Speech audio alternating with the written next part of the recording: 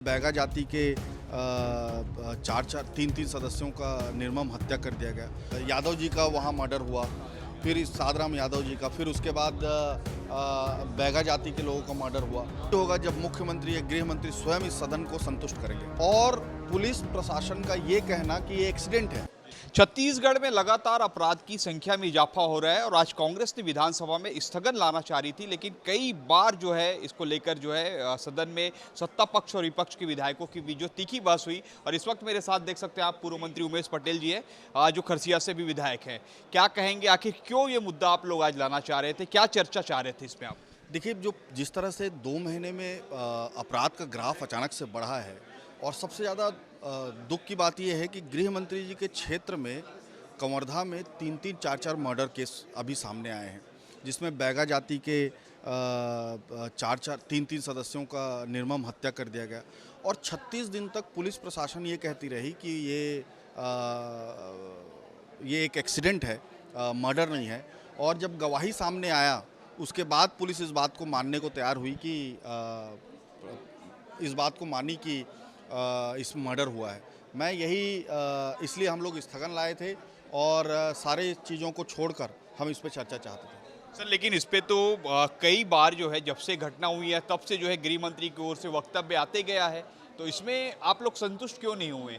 देखिए क्या है, आप देखिए, एक यादव जी का वहाँ मर्डर हुआ, फिर इस सादराम यादव जी का, फिर उसके बाद बैगा जाति के लोगों का मर्डर हुआ, फिर एक माँ और बेटी का निर्मम हत्या हुआ जो एसपी ऑफिस से जस्ट आगे है। इस तरह से लगातार केसेस बन रहे हैं वहाँ। और कवर्धा एक ऐसा क्षेत्र है जो गृह मंत्री जी का स्वयं का क्षेत्र है। अगर वहाँ से मैसेज जाएगा तो किस तरह से मैसेज जाएगा ये समझिए आप। इसलिए हम चाहते हैं कि छत्तीसगढ़ के जनता को एक आश्वासन मिले कि छत्तीसगढ़ में लॉ एंड ऑर्डर मेंटेन है, और वो तभी होगा जब मुख्यमंत्री या गृह मंत्री स्वयं इस सदन को संतुष्ट करेंगे। बार बार आखिर एचएम की इस्तीफे की मांग क्यों? आपके भी समय तो ये घटना होती थी, इस तरीके की घटना, आप लोग भी तो जवाब दे रहे हैं, आप लोगों ने तो कोई इस्तीफा दिया नहीं, अब इसकी इस्तीफे की बात क्यों? देखिए, इसलिए क्योंकि लगातार घटना बढ़ रही है। 1 महीने के अंदर में 3-3 मर्डर केस, और पुलिस प्रशासन का ये कहना कि ये एक्सीडेंट है। जबकि मेरी बात हुई वहाँ के मीडिया के साथियों से, आपके साथी लोगों से, वो उस जगह पे जब गए उन्होंने कह दिया कि ये मर्डर है। वहाँ पे जो स्थिति को उन्होंने देखा, सर्कमस्टेंसेस एविडेंस जो होता है, सर्कमस्टेंसेस एविडेंस को उन्होंने जब देखा वहाँ पे, उसको देख के वो बता दिए कि भाई यहाँ पे मर्डर हुआ है, ऐसा प्रतीत हो रहा है। लेकिन 36 दिन तक पुलिस उसको एक्सीडेंट मानती रही, और अचानक से जब गवाही सामने आया तब वो इस बात को कहने लगे कि मर्डर हुआ है और 14 लोगों की अरेस्टिंग हुई। ये जो आश्वासन हम लोग चाहते थे, चाहे मुख्यमंत्री जी से, चाहे गृह मंत्री जी से, कि वो चर्चा से मत भागें, इस पे चर्चा करें और छत्तीसगढ़ के लोगों को आश्वस्त करें कि लॉ एंड ऑर्डर मेंटेन होगा। लास्ट सवाल, सदन में तो ये गामागामी देखने को मिल गई, सड़क पे अब कांग्रेस कैसे रहेगी? क्या इस मुद्दे पे जीवित रहेगी कांग्रेस? इस मुद्दे को लेकर लोगों के बीच जाएगी?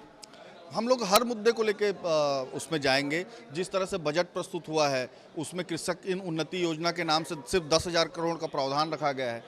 12,000 करोड़ की आवश्यकता है और सिर्फ 10,000 करोड़ की प्रावधान रखा गया है, उसको भी हम लेके जाएंगे। लॉ एंड ऑर्डर के विषय को भी हम लेके जाएंगे। मातृत्व वंदन योजना को भी हम लोग लेके जनता के बीच पहुँचेंगे। आपने सुना उमेश पटेल जी को, जिनका साफ तौर पर कहना है कि कांग्रेस तमाम मुद्दों को लेकर जनता के बीच जाएगी और खासकर जो अपराध बढ़ रहे हैं उस पर जवाबदेह होना चाहिए। गृह मंत्री और मुख्यमंत्री को इस पर जवाब देना चाहिए, और उन्होंने सीधे तौर पर इस्तीफा भी मांग दिया है। अब देखना होगा इस मुद्दे पर आने वाले दिनों में किस तरीके से छत्तीसगढ़ की राजनीति और गर्म हो रही है। कैमरामैन अमर शंकर के साथ सौरभ सिंह परिहार, IVS 24 रायपुर।